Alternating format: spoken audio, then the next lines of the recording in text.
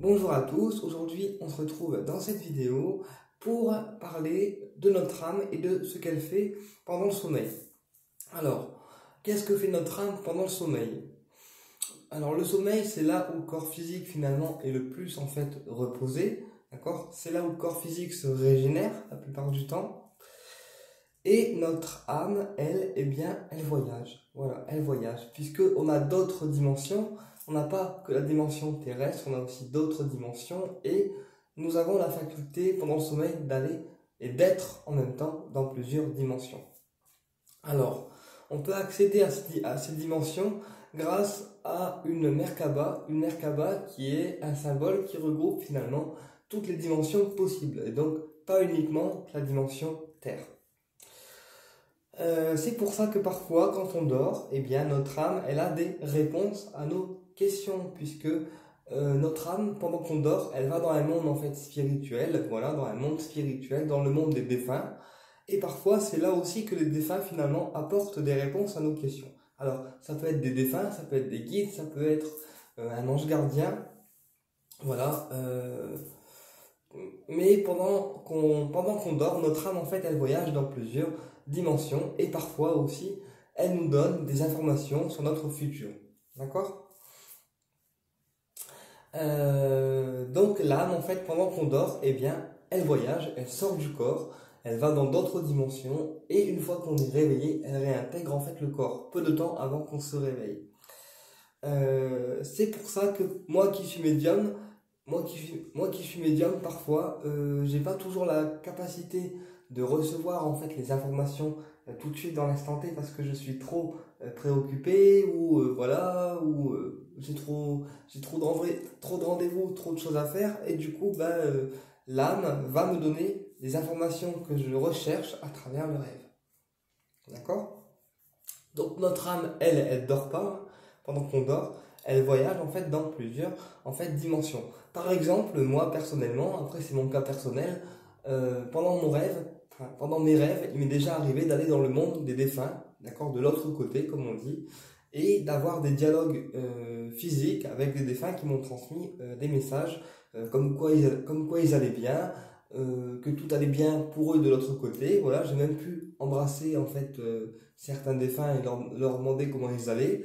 Et j'ai même pu accéder à leur monde des défunts. Voilà. Et naturellement, à la fin du rêve, ils m'ont réintégré dans mon corps. Et je me suis réveillé.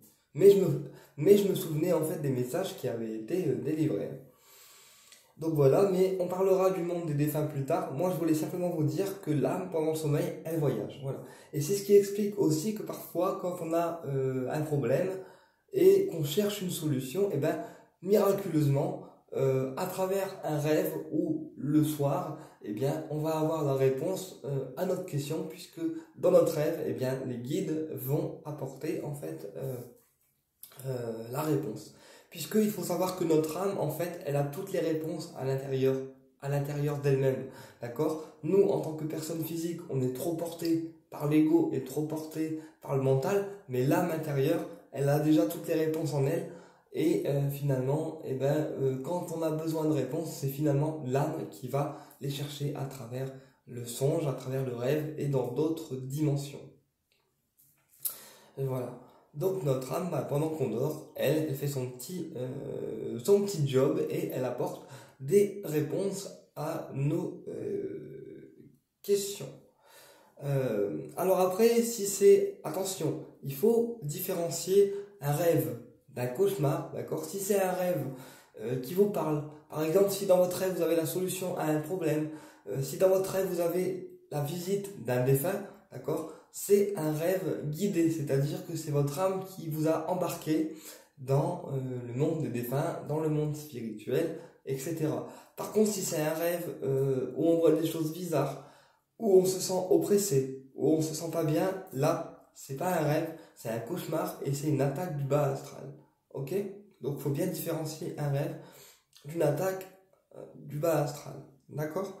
C'est pour ça que avant de dormir, c'est hyper important de se poser des protections, voilà, de demander la protection de ses guides, de ses anges, de demander aussi la protection spirituelle du lieu de vie à son guide spirituel, voilà, pour pas que le lieu soit parasité. et pour ne pas que votre sommeil soit finalement en fait parasité. Je vous ferai une autre vidéo dans laquelle je vous décrirai carrément en fait le monde des défunts. Voilà, comment moi en tout cas le monde des défunts, je l'ai perçu. Bah écoutez, j'espère que cette vidéo a été instructive et je vous dis à très bientôt pour une prochaine vidéo et au plaisir de vous retrouver.